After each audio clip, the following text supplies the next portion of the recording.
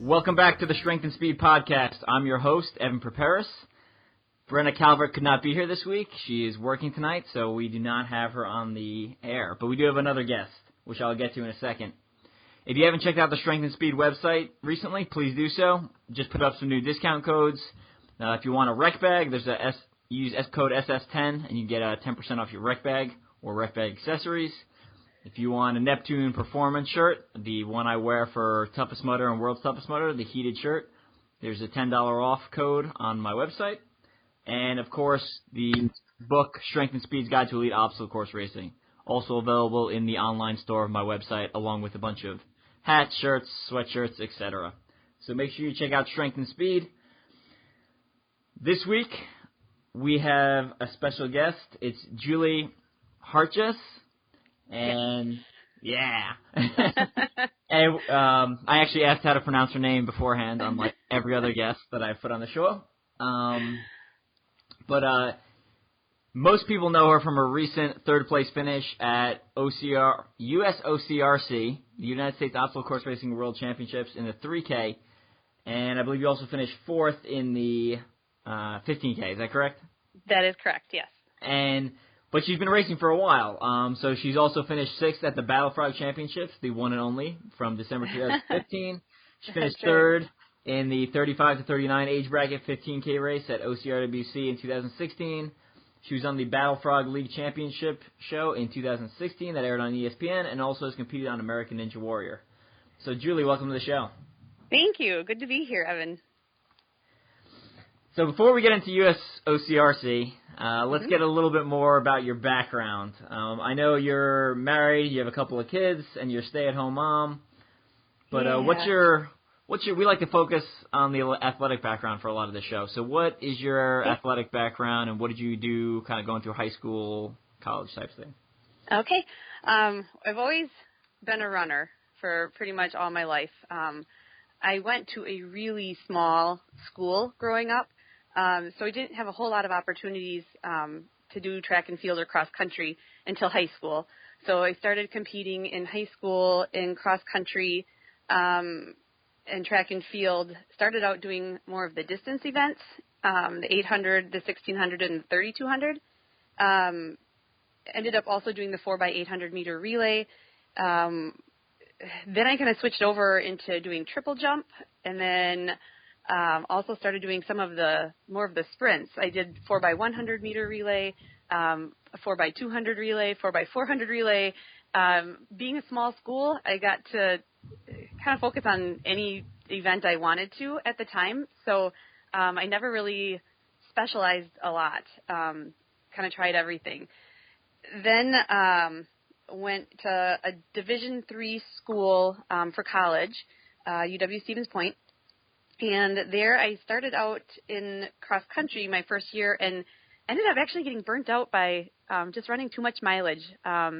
So ended up not continuing through with cross country.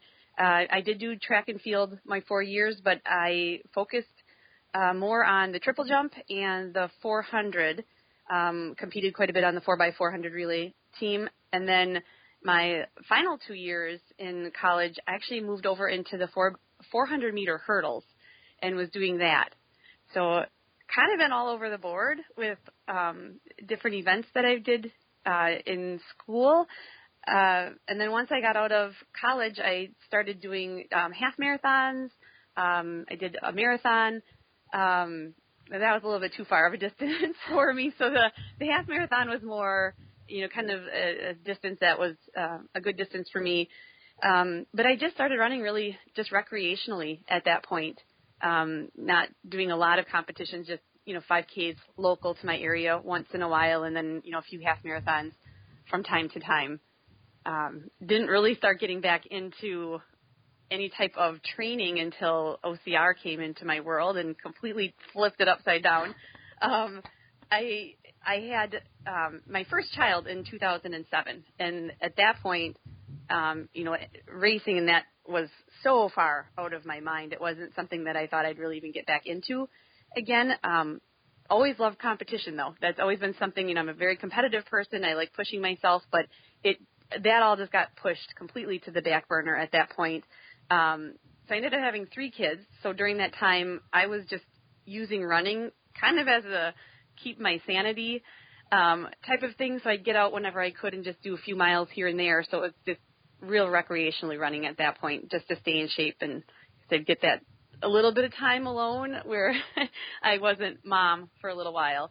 And then my husband, he was interested in trying a Tough Mudder event, and he asked me about doing it because one of his buddies at work had done one and said it was really fun. What year was this? So he mentioned it. This was in 2014. Okay. So he mentioned it to me, and I was, no, I don't think it's for me.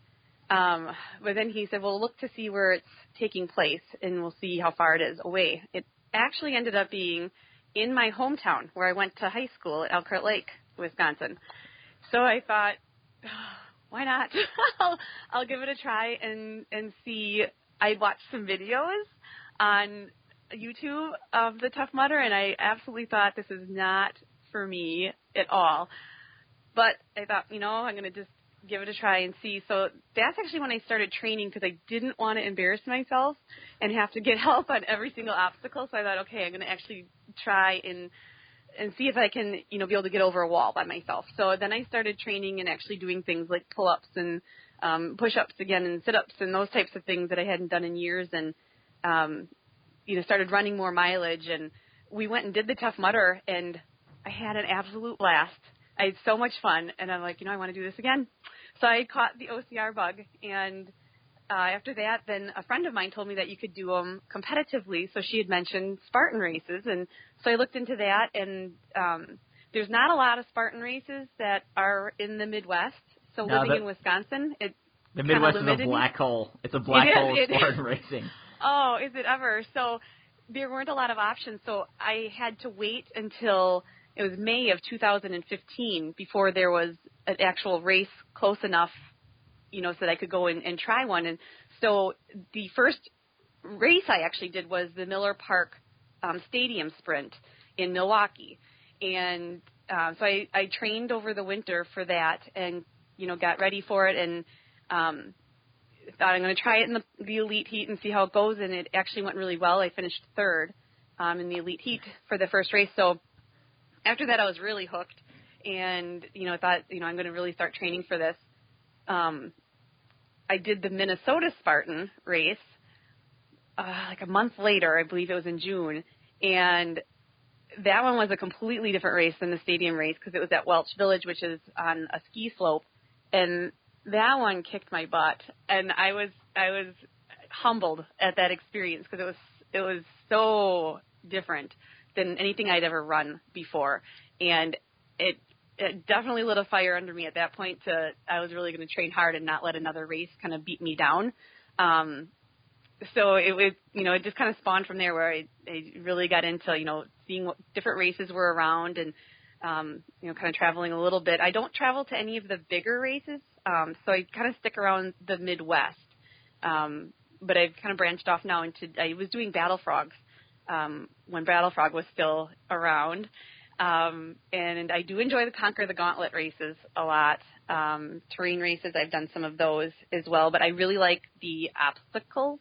That's kind of my area where I think I excel, and I'm working really hard on the running part now, so that's starting to come around as well.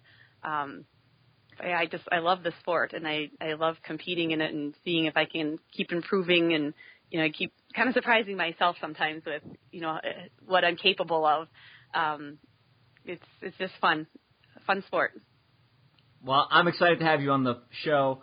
I know. Thanks. Being a ultra distance athlete, a lot of times, I just naturally tend to interview. I feel like I've interviewed a lot of endurance people, and okay. I'm glad I have someone who's maybe a little more short course focused on the show. I think the listeners will will enjoy a nice change of pace on that.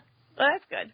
Good. So, but I will say, I mean, just looking at your background, you do have a wealth of running experience. So definitely. I mean, I think anyone that wants to be competitive in this sport needs somewhat of a history of running, or you need to be very genetically gifted, right? Like.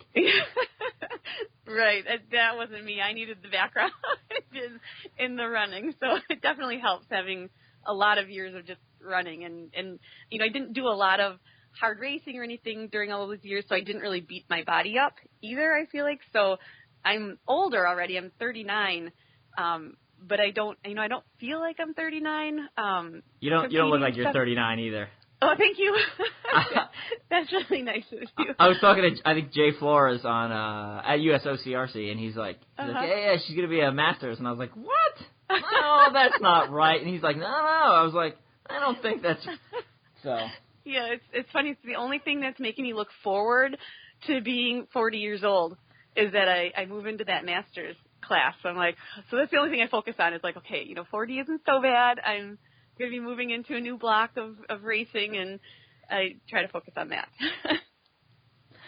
Awesome. So let's get down to it, because I think what people want to hear is the details about United States Obstacle Course Racing Championship, which took place. Now we're sitting about a week and a half after the event, and it was in just outside San Antonio, Texas, at the YO Ranch, which is also where Green Beret Challenge did a race earlier this year, and where Conquer the Gauntlet is doing their final Texas race for the Texas Takeover.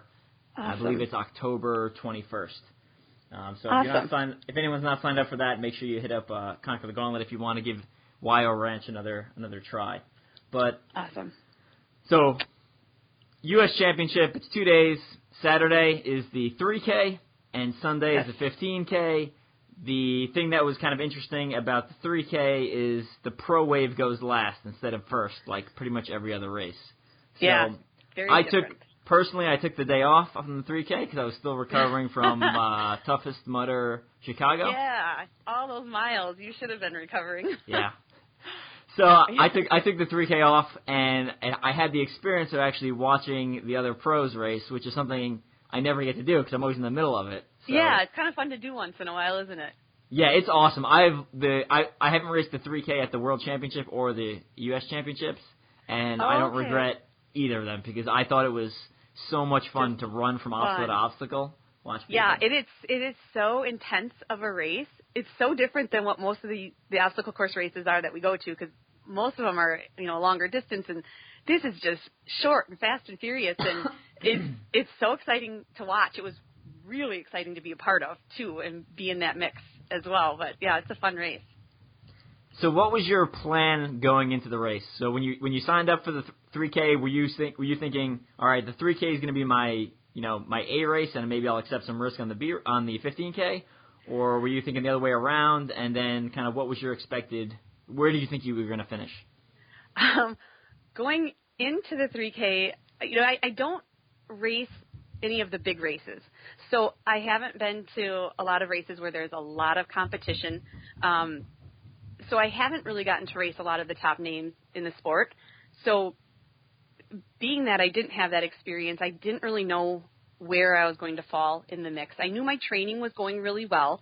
I actually am coming off of a lot of injuries over the last few seasons.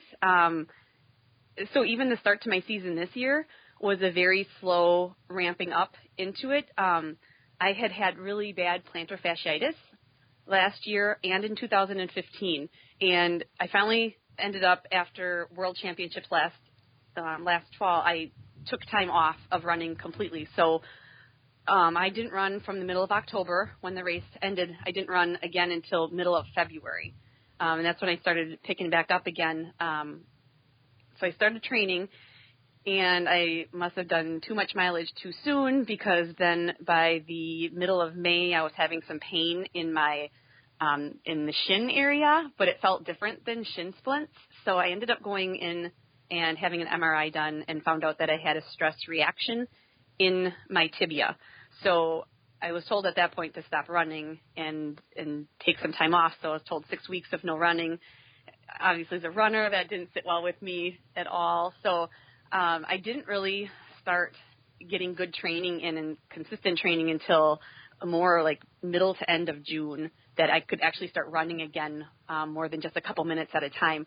So in July when you and said August, when you said you did too much mileage, what was that for you? It was more like I was going out and running 8-mile runs a couple times a week, and I was doing just slow mileage, just trying to build my base of mileage back up. It wasn't where I was doing any types of hard running or intervals or anything like that, or even hill running. It was just slow, longer distances. I want to say my longest run was about 13 miles in there. I was actually trying to get ready for the Ohio Beast. That was in the middle of May. So that's where I was ramping up my mileage probably sooner than what I should have, considering that I hadn't run all winter and was just getting over that injury. It just was, I think, too much too soon, and I wasn't listening to my body, and I was, I'd feel a little twinge here and there, but I just, it's fine. I'm not running that hard on it. So I'd go out and I'd run, day after day, and then finally got to the point where I'm like, it really hurts to run. This isn't shin splints anymore. And that's when I thought I better go get it checked out. So I actually went in to the doctor right before the Ohio Beast and wanted to know if I had a stress fracture, because that's kind of what I was thinking in my mind, is this could be a stress fracture. And he did an x-ray and it came back fine, but he said he couldn't know for sure unless we did the MRI, and we couldn't do the MRI until after the Ohio Beast race. So I actually ended up going to the Ohio Beast and I raced it, but I didn't race it the way I normally would have, because he told me to be careful coming down off of walls, things like that. So when I got back from the Beast race, then I got the MRI, and that's when it came back showing that I had the stress reaction. So yeah, the start to my season was definitely slower than what I had wanted to. So I started racing again in June, and I did a couple races in June, and then just did training in July. So then at the end of July, I did a race, Savage race, and then I had and then I did the Conquer the Gauntlet race in Iowa. So I went down there at the beginning of August, and then I just took some time to train after that. So I got in finally some good blocks of training, and my running started to come around, and I'm finally running injury-free. And this is really the first time that I've been running injury-free in a long time. So going into this race, the U.S. Championship race, I knew I was feeling good, but I still didn't know, where am I going to fall with such really talented athletes that were going to be there. So when I walked up to the line, I was actually just hoping to be in the mix, and I was thinking top 10 would be great, but in the back of my mind, I was like, just don't be last. That was kind of what I was going into there with, just because I didn't know what to expect. And when the race started, we all took off, and my legs felt really good, and the turnover was coming really easily for me, and I was attacking the obstacles and moving really well through them. So the first, I think it was like mile and a half before we started to really hit where all of the obstacles started to come quickly, one after another. And the obstacles are really where I feel like I shine. That's my strength. So I thought if I could just hang in there with some of these, the top ladies, hang with them, get to the obstacles, then I can start to see what I can do. And, to my surprise, I was able to hang pretty well with them going into, that first mile and a half where the obstacle started. And then at that point, I was able to just go obstacle to obstacle, and I just kind of kept picking seconds off. I felt like that I was kind of pulling the group back in a little bit and getting closer to them. And then when we got to the final stage of obstacles where there's a lot of grip strength obstacles back to back, we were really close, second through fourth place, or even it might have even been second through fifth place. At that point, Nicole Miracle was quite a bit ahead of the rest of us, but it was a really close race then between the rest of us. So it was really exciting, and any mistake on an obstacle, and you knew it was going to cost you a potential podium spot. Yeah, so for those that weren't there, the last, basically I think it was 3 obstacles were a skyline, which you may remember from OCR World Championship. It's like a mini zip line with like a peg in the middle that you have to kind of hop over. Then Urban Sky, which essentially had 3 traversing sections through your hands. And then it went right into Indian mud runs, floating walls. Now, I'm watching on the side, and I know you from Conquer the Gauntlet. I've seen you on the podium there, so I know you're really good at obstacles. Thank and you. Nicole Miracle, blazes through there. And Yeah. I think my recollection is like second through probably like sixth or seventh, basically all hit Urban Sky right around the same time. Yeah. And that's when I got super excited because I knew you were good at obstacles, and Spartan is known for their heavy carries, not really known for their technical obstacles. So you all hit the Urban Sky almost simultaneously, and I was like screaming your name to I was like, oh, George! And it was insane. You went from, I think you were in like fourth, if I remember correctly. Yes. Getting onto that obstacle. Yep, I was in fourth. And I actually didn't know that though. I got onto that obstacle. I had no idea where I was. I still didn't even know when I crossed the finish line. I still didn't know what place I had finished. It was crazy because there was just that many of us bunched together that I didn't know where everybody was at. And I started out more in the back of the pack, so I didn't really know who was all in front of me moving forward, and you just keep, moving your legs and keep going and just hoping, you're catching up to the top group. But when you don't know where that top group is, you're not really sure if you're still in the race, in a podium position or not. So I just knew that there was a podium position right around where I was, and I just knew I needed to keep moving through and not make a mistake. But yeah, it was an exciting, intense moment when we were all on that second to last obstacle at the same time. And I think at that point, Rhea Coble was there, and she fell off, I believe, in the middle section of Urban Sky.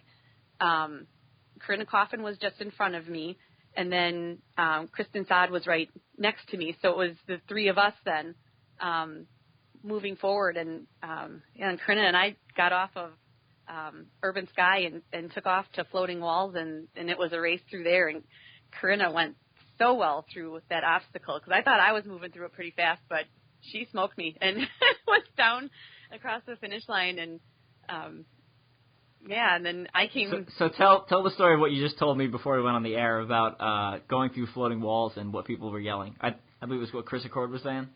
Oh yeah. I didn't notice it at the time, but when I watched the video back, I was being announced as Lindsay, and that it was a battle between Corinna and Lindsay, and so I don't think anyone. I can say no one was expecting me to be in the mix, so I don't think my name was on the forefront of anybody's mind of who was going to be, battling for the top positions at the end. So I honestly think that a lot of people were surprised to see me there.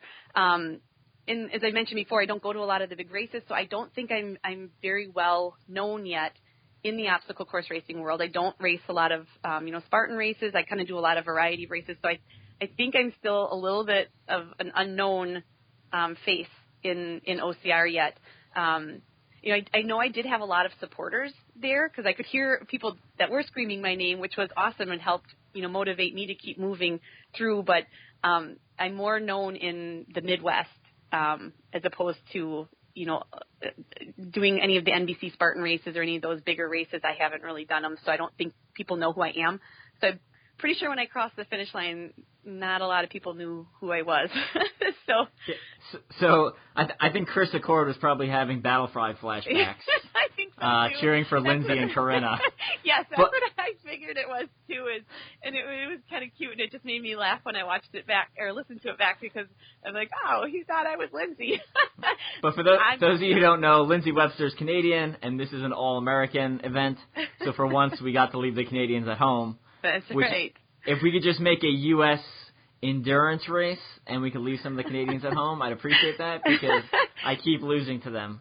Austin Azar and Ryan Atkins. Yeah. A couple other. And Allison Ty usually comes close to beating me. In fact, she beat me once in. Amazing. Yeah, actually, so I've been beaten. Not to get sidetracked a little bit, but I've lost to three. I've gotten chicked 3 times in ultra distance obstacle course racing. Once was Amelia Boone at 2015 World Toughest Mudder. Okay. And then at Toughest Mudder Atlanta, Allison and Lindsay both chicked me by a couple minutes. It's really good athletes that are running by you then. So I was No really longer had a upset by pie. it. I was really upset by it. I was like, I started running next to Allison in Philadelphia, and I was like, you chicked me, and I'm not going to let that happen again. She's like, yeah, man. It gives you more motivation, Evan, so that's good. Yeah. I didn't realize how fast people were going to go in, not to get sidetracked again, but I didn't realize how fast people were going to go in Atlanta, and it really caught me off guard. I was going out real easy, like I did for BFX, and I would usually win those. And, People were moving that fast right away, huh? Yeah, it's, with the prize money and televised, it's a lot more competitive, obviously, than BFX was. So, anyway, back to the U.S. Championship, which is what we're here to talk about. So you crossed the line. It's Corinna, it's Nicole Miracle, and it's you. And what was that conversation like? Well, I crossed the finish line, and Jay Flores and Lisa Nondorf are some of my closest friends. They were there to greet me at the line with a huge hug. And I was so exhausted, I just wanted to lay on the ground at that point too. I'm like, I need to lay down and just like absorb what just happened. And I remember asking Jay, what place did I finish? Because I literally did not know where I was. In my head at that point, I thought I was fourth, which for me, I was ecstatic with just a fourth place finish. And then when he told me I was third, I was beside myself. I didn't expect that at all. So I was, really excited for that. And, like I said, just wasn't expecting it. And I think I surprised myself with it, actually. And then what did Corinna, I think it was Corinna or Nicole, say to you? Do you remember? You told me afterwards. Corinna and I know Corinna from Battle Frog, so I know Corinna. It must have been Nicole. I know everything was kind of a blur at the end of what happened, but I don't think she knew who I was or was familiar with who I was at all. And it was, who is that? So yeah, kind of funny because, like I said, I don't think anyone expected me to be in that spot. So it's kind of fun for me too to have that good of a finish to this big of a race. So yeah, that's huge. I mean, podium at the national championships is insane. Yeah, it is. So podium finish on day one, Saturday. You wake up the next day for the 15K. What was your expectations going in? My expectations going into the 15K were just to have fun because the 3K had gone so well the day before. At that point, I'm like, I'm just going to go out and enjoy this race and have fun with it and run my race and, see how it goes. And I started out kind of conservatively because I knew it was a long race. Wasn't sure what we'd be what we'd be seeing for hills and heavy carries and some of those types of things. So I thought I'm just going to go out kind of slow. So I started out slower and then just kind of kept working my way up in the ranks too. I think for a while I was in like 7th place, through the first probably 3 miles or so. And then I kind of started moving up at that point. And by the middle of the race, I moved into 4th place.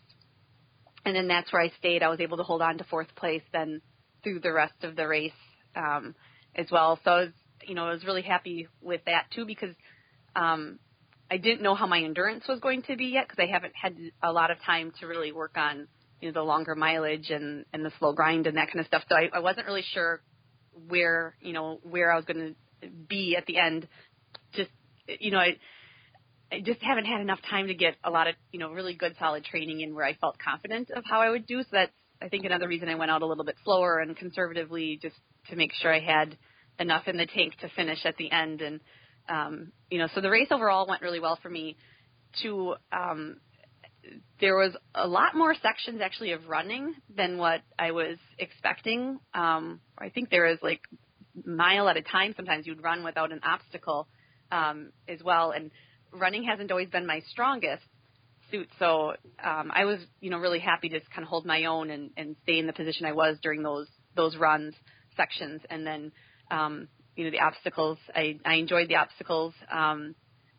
I tend to like more of the harder obstacles, like what Conquer the Gauntlet has, where they're really grip intensive. They challenge your grip and your upper body strength. There wasn't a lot of that for me, I felt like, in this 15K race. I thought the 3K race, there was more of that just because there were so many grip strength obstacles kind of back-to-back in a quick period of time that it did kind of, give you a little bit of, taxing of your grip strength. But the 15K was so spread out that there wasn't a lot of, challenges with the obstacles. It was a very well-run event and a lot of fun obstacles. For me, my wheelhouse is, the harder the obstacles in terms of the grip strength obstacles, the better off I end up faring. So, but it was a good test for me to see how my running was and how I did with carries and things like that. So for me, this was actually probably a really good race for me to do because now it kind of sets me up for, how world championships might go for me as well. So, so overall, I was really happy with how this weekend went and where my training is at right now and, have things to build off of from, what I learned about where I'm at from the U.S. Championships. So I'm, really excited to go into next month's World Championships and see how it goes. Cool. Well, I just wrote a review for USOCRC that's now up on Mud Run Guide. I just saw that. Oh, cool. Yeah, if people want to see my my detailed, not too detailed, but I think I've written like a page and a half. Yeah. Of the obstacles and what I thought of the event, you can check that out. So, what was your favorite and least favorite obstacle on the U.S. Championship course? Favorite, I would say, is Skull Valley. I liked the variety in it where they're using the ropes, the rock climbing grips, going up over the cargo net. The leap of faith part was fun where you're jumping over that. And so I liked the variety with that one. It's not an obstacle you see at other OCRs, so I like that one because it's just unique and different. For those of the people who weren't there, it was like a rope into the red skulls on the side where essentially you had to move sideways into a couple of rings and ropes, back into some skulls, into a cargo net, and then into Dragon's Back, one jump Dragon's Back, and then down a cargo net. So very unique. It was under a shaded area, so that was there was nice. essentially all spectators were sitting there watching. Yeah, and it was cool. right after two walls. So you went over a terrain race wall with a rope, and then you went over a Conquer the Gauntlet's Continental Divide. So personally, I know I didn't realize my hands were a little more tired than I thought they would be. Even just it was like, oh, there's just two walls, but. But it's more taxing than I realized too. I thought, wow. Yeah, because when you're running all out, you're.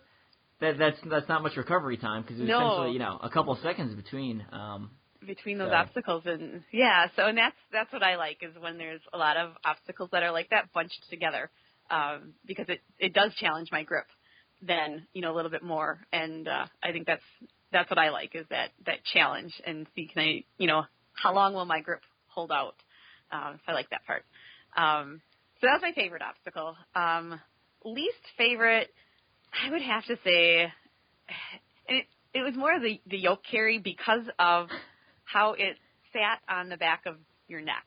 It wasn't so much that it was too heavy to carry or even I've done the terrain race where they have the yoke carry with the two tires hanging. So I've done yoke carry before and I've kind of gotten it figured out how to do it where it's not swinging, too much or swaying too much. But this one with the log that was, that we were carrying, I couldn't find a comfortable spot to put it where it wasn't on that bone in the back of your neck. And it was a pretty long distance having it, sitting there. So, I heard it was 0.3 miles. Okay. That sounds about right. Yep. Yeah. So it was a fun challenge, but at the same time, like my neck hurt a lot when I finished that one. And I'm like, yep, glad to get this one put down and be on my way. But, and I hear it might be at Worlds, so I'm going to have to figure out what to do to make it less awkward to carry on my neck. I posted on my Facebook page earlier this week some sweet tips for dealing with the yoke carry. Did you happen to read those? I did, and I'm going to be hopefully implementing some of those that makes it a little bit better for the next time. But nevertheless, it was still a good obstacle, something different, and I like that. I like the variety and that unknown going into a race like the OCR, U.S. championships like this or the world championships where it's just different obstacles. And that to me is just exciting and fun. Challenge ourselves with something different. Yeah, 100% agree. It really brings out, I think, the best well-rounded OCR athlete, right? Because Absolutely. you can absolutely get very good at one specific series, whether that be Yes. Conquer the Gauntlet with all its very technical obstacles or Spartan with a lot of heavy carries. You can really specialize. But I think you really can. Yeah, and that's one of the reasons I've decided, too, I want to do a variety of obstacle course races in my season. And I don't do a lot of races. I do maybe 6 to 7 throughout my season, including the championships races. But I try to do a variety just so that you don't end up specializing in one thing, then you kind of get a variety and become more well-rounded as an athlete as well. 100% agree. And I know like I said, I do mostly ultra, but I like throwing down in short course occasionally. Like I'll still do a warrior dash, and I'll still do events like the battlegrounds, which we have coming up in a couple of weeks. Okay, sure. They're mostly flat. Well, maybe not. I guess warrior dash is venue dependent, but it's a lot more running intensive. Obstacles aren't super technical, but I think all of that makes you well-rounded, right? So it does. If you go to a race like that and get blown away, you're like, all right, I need to work on my running. Right. It shows you your weaknesses. It uncovers those for you so that when you're in the big races, the championship races, hopefully you've uncovered all your weaknesses throughout the season and, you've gotten a chance to work on those. Yeah, absolutely. So what did you think of the event as a whole, like the atmosphere, the venue, and then kind of, for those who weren't there, kind of describe the terrain/elevation? The location, the venue was phenomenal. I mean, it was hands down just an awesome place to have it. The different wildlife we saw when we were there, I mean, it was really, really neat. I think they did a good job of picking the venue. The terrain is very different than what we have in Wisconsin. So that was a little bit, different for me trying to navigate the rocky terrain because there's a lot of spots where there would be just a lot of loose rocks, bigger rocks they have to go across. So that was something I'm not really used to, and, so it was a little harder navigating through that. There were also a couple spots where they had really steep inclines. They were short, but they were steep and kind of rocky as well. So, that kind of changed up the race a little bit, too, where it wasn't all flat. There weren't a lot of hills in this race, but the ones that they did have, I think they were quality. They were, they definitely challenged you. Some of them coming down them were a little hairy. There's one where you had the rec bag on your back and coming down that steep, kind of almost like a cliff with it. That was a little bit, different trying to get down that in one piece. So, the terrain was varied enough, that I really enjoyed it. I thought the venue was really good. And there were spots that you could, do wide open running. And I liked that too, because a lot of venues, it seems like you go to, there's so many hills and things that it's hard, or single track where you have a hard time getting around people. This was a great one where you could pass easily. You could, kind of open it up and, and I like a lot of obstacles, but it was also kind of nice having those spots where you could just run and, before you got to the next obstacle. So I liked the variation there with it too. Definitely a good venue. It was a little hotter than I'm used to because we don't get that kind of heat that they had down in Texas. We don't get that really in Wisconsin. So that was something I hadn't gotten a lot of chance to train in the hotter weather. But fortunately for me, going on Sundays, 15K, we went out in the morning, so it wasn't as hot as some of the people who had to deal with the real intense heat in the afternoon. I give them credit because that would have been tough being out there in the heat. You got to respect those. They had the older age groups go at like noon, which was brutal. I was standing volunteering by the Conquer the Gauntlet slip wall, and I was hot in the shade. In the shade. Yeah, I know. I wanted to go out and cheer for people and stuff, but I'm like, no, sit in the shade or go out in the sun. I'm like, oh, it was hot. It was hot. So, the people who went out later in the day, I give them credit because that would not have been easy. No. So I agree with everything you said. I really liked that the venue, I think we get obsessed in OCR, like everything has to be harder and more epic. Yeah. So we tend to put, like, all right, every championship race is on the side of a mountain. It's like, well, like, are we mountain running or are we obstacle course racing? So I liked the variation, how, Blue Mountain, the OCR World Championships, is on obviously a ski mountain. Yeah. But this was flat, mostly and fast, with a couple of those steep hills. Like you said, a lot of wide open running, but then there was a couple of steep technical uphills or downhills. Yeah, it was a good variety, and I like that because you don't see that a whole lot in venues that give you that option to have that much variety. So well done to them for the group for doing that and using the terrain. I thought really well. That they did a nice job. And then, what did you think of the atmosphere as a whole? It was fun, being there for the first, the inaugural event. It was a really pumped up atmosphere. I think, the people that were there were really excited about being there. You had Coach Payne pumping everybody up at the start line. You can't beat that. It was really fun, and I'm glad I didn't miss it, that I was there for it because, the first one always seems like it is, the epic one where, everyone talks about it. And so it was neat to be there. And the OCR world is so awesome in the sense that everyone is so friendly and supportive of each other. And I mean, hands down, that's one of the reasons I love OCR and the friendships you make. I met a lot of really cool people at this event, and that was fun too. I mean, that it just made it worthwhile being down there for that as well, just meeting new people and seeing how people were meeting their goals and keeping their bands. That was a big thing for a lot of people, just getting through with their bands. So it was neat to see a lot of people conquer their goals too. So yeah, super fun event. Yeah, I love the atmosphere. It was just everyone who does essentially all like the well-known people in OCR were down there, which is just so much fun to be in that crowd.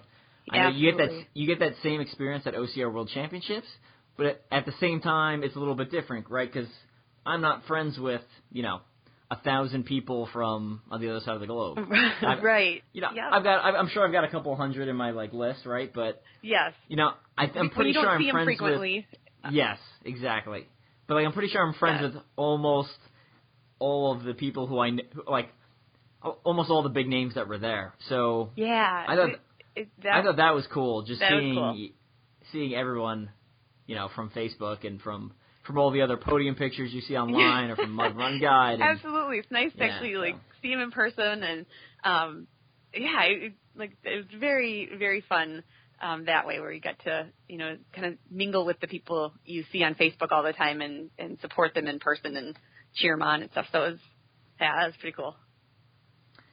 So you mentioned band finishing percentages, or you mentioned people finishing with their band. So I just want to read through some of the band finishing percentages, and I was actually surprised by some of this. So for the males, and this is overall, 32% of males lost their band.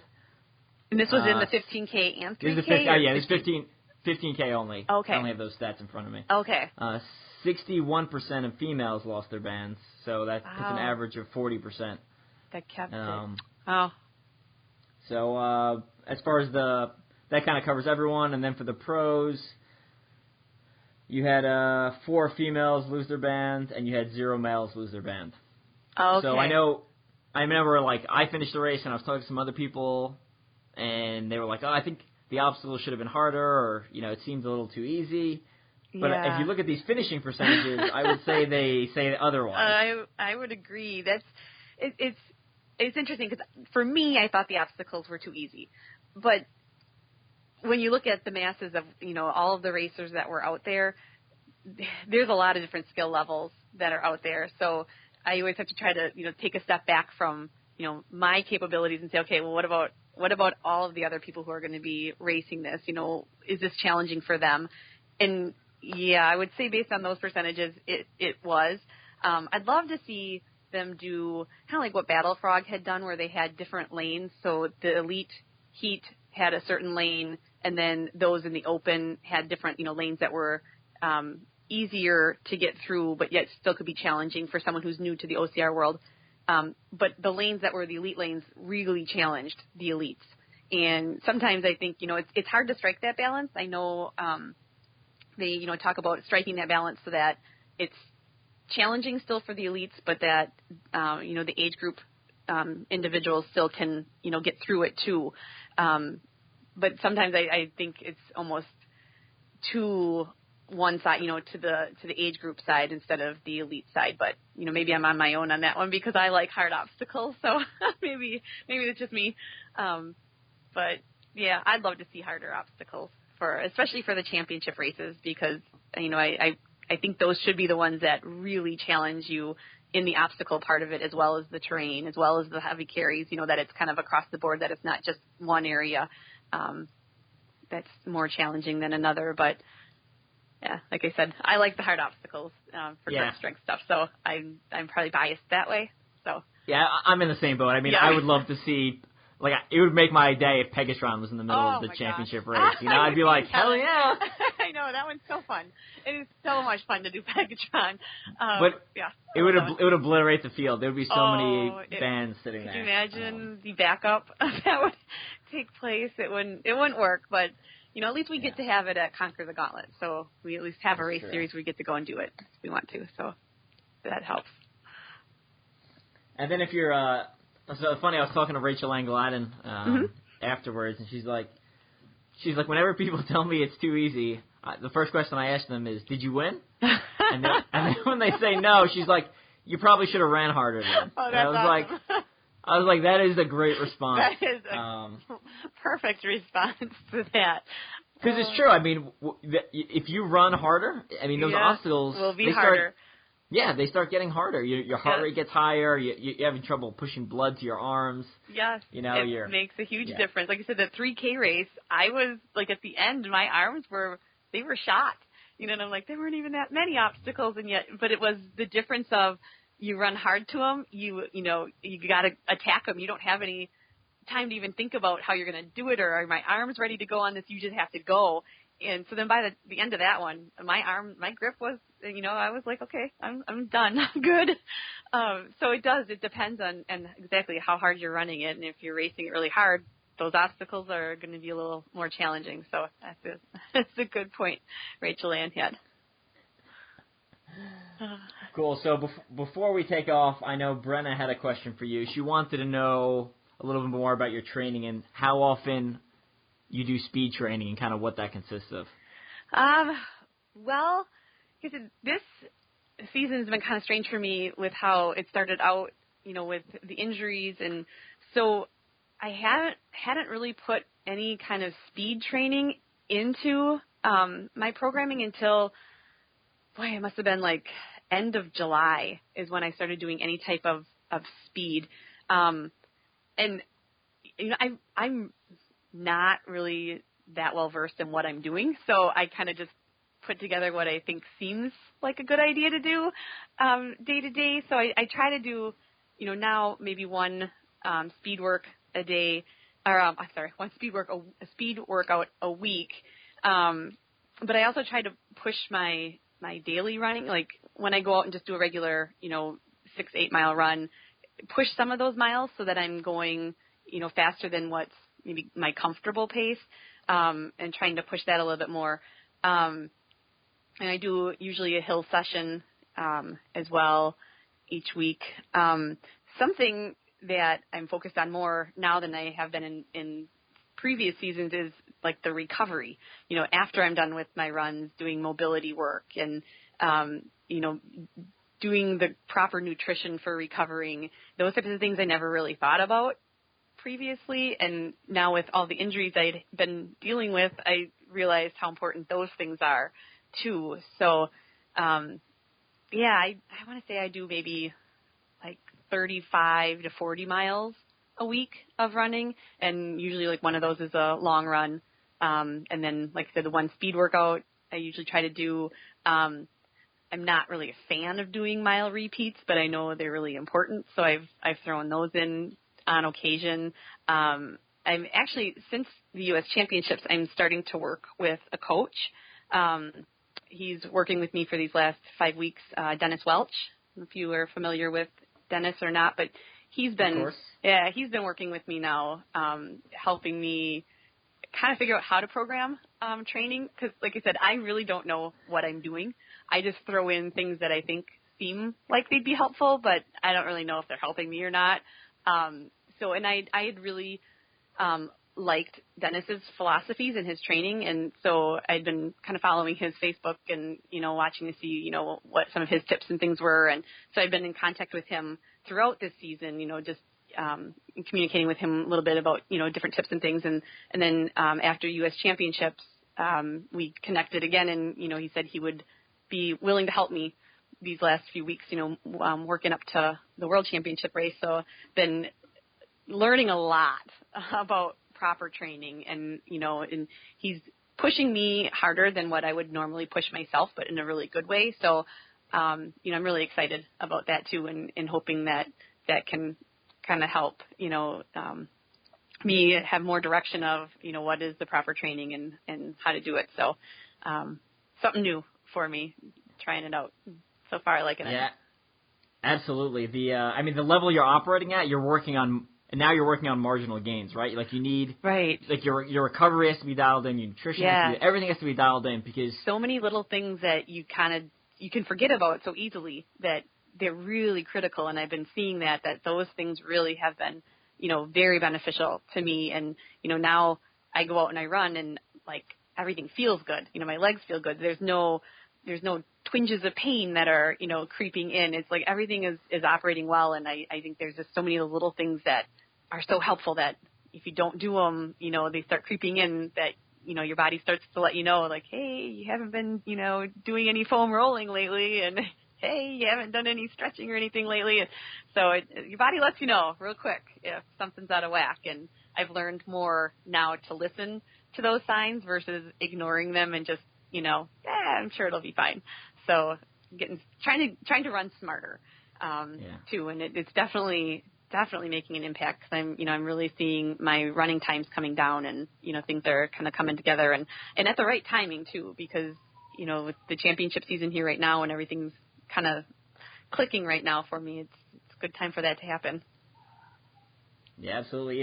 If with those marginal gains, if you can do 20 things that improve yourself, 0.1% or whatever it is, you start adding those up, and then you time that by multiple years, it has a significant impact. Oh, it does. And it I know does. for my fitness, for me personally, based off trial and error and experience, I feel like that's how I've been making gains for about 15 years. Just chipping away at it. Yeah. It can be a slow process. I think a lot of people think, it can happen overnight. It really doesn't. You do need to have a lot of, there's a lot of effort that goes into it, and it's a lot of work. And you have a family too. And I know for me, with having 3 kids, it's hard to balance that and find that time to get the workout in. It's really easy to just say, not today. I guess, I've got this going on. And it's trying to squeeze somewhere a time out of your day to go out there and do the work. And, I find myself up, late at night doing, my core workout, or doing, another set of pull-ups because I didn't get all of them in that I wanted to get in throughout the day. So it's a lot of sacrifices, and, but in the end, it's rewarding to see how you can improve over time. And like I said, just keep chipping away and seeing those gains. It's enough to keep you going and keep you motivated, I guess. You familiar with the saying, how do you eat an elephant? No, I don't think I know that one. Okay, so the question is, how do you eat an elephant? And the answer is one bite at a time. Right, so makes sense. I like that one better than, Rome wasn't built in a day. Yes. So, yep, I like that one. Same concept, same idea. Yeah, I like that. That's good. Good stuff. So before we take off, last couple things. I know you said you're going to be racing OCR World Championships coming up. Yes. Doing the 3K and the 15K and the relay? Or what's your... I'm currently signed up for the 3K and the 15K in the age group bracket. I'm right now tossing around the idea of moving into the pro bracket based on how the U.S. Championship race went for me. So still kind of undecided as to where I'm going to go with that, which one I'm going to race. But and then for relay, I'm hoping we are short one relay member yet. We're looking for a speed person, looking to do the co-ed relay, and doing that in the pro division. So we're, still looking for a speed person. So I'm hoping to do that one too. So. Right on. And then what do you got coming up for 2018, or what? Obviously the race schedule hasn't been published or anything, but any kind of big major events you want to put on your calendar? I might try to go to one of the NBC Spartan Series races. going into the Masters category next year. Kind of want to see, how that would go for me trying one of those races. Otherwise, just, once again, the U.S. Championship, World Championships would be my big ones. And then, just trying to fill in the blanks a little bit with some of the local races, probably around the Midwest, and, keep doing the variety of different races that I've done. But, probably just focusing mostly on U.S. and OCR World Championships for next year would be the big ones. Cool. And before we take off, any people or sponsors or companies or whatever you want to thank? I want to thank my husband. He's awesome. I mean, I couldn't do this without him. He's done so much to help me be able to have the time to train and even to go to the different races. I mean, he a lot of times will stay back with the 3 kids and take them on, which I think he has a harder task taking them on his own while I'm off racing and doing these different races. So I definitely want to give a shout out to him because he's the only reason I'm able to do this. He's been a huge support for me and is always encouraging me to keep going and keep trying. And, even though it means that he has to make some sacrifices to make it happen, he's awesome. Well, I think that's great. It's super helpful, obviously, to have an encouraging spouse. Oh, yeah. I know my wife is. Yeah, yours. My wife pretty deals with awesome a lot of too. stuff. Yeah, she's pretty awesome. I remember. So I went to a wedding a couple of years ago, and I was talking to one of the bridesmaids. I was a groomsman, and she was telling me about how she used to be, a fairly high-ranked triathlete, and then she basically stopped, and after she got married and blah blah blah, and I was like, if I was your husband, I would have been like, get back on your fucking bike. Oh my gosh, yeah. She was doing. I can't remember the exact, because it was a couple of years ago. I can't remember her exact placement, but she was like nationally ranked. Oh wow. And I was like, man, I would have not let you quit. No kidding. And that's what I feel like my husband has done for me sometimes, where I'm just like, I don't know if this is worth it. He's like, no, keep going. You love this stuff. Keep going. And so, yeah, it makes a huge difference if you have a spouse that is encouraging you to do it, and wants you to, see what you can, what you can do and what you can get out of yourself. So, yeah, spouses are important keys. If you have a good one that helps you, it's awesome. Cool. Well, Julie, thanks again for coming on the show. Thanks for having me, It's been great Evan. talking to you. Yeah, this has been fun. Thanks. I'm excited that I'm your first podcast. Yeah. This is a new experience for me, too. So thank you. It's been fun. So I will see you at some upcoming races this year, and Awesome. definitely see you at the World Championship. Sounds good. And that's it for Strength and Speed. All right. Thank you.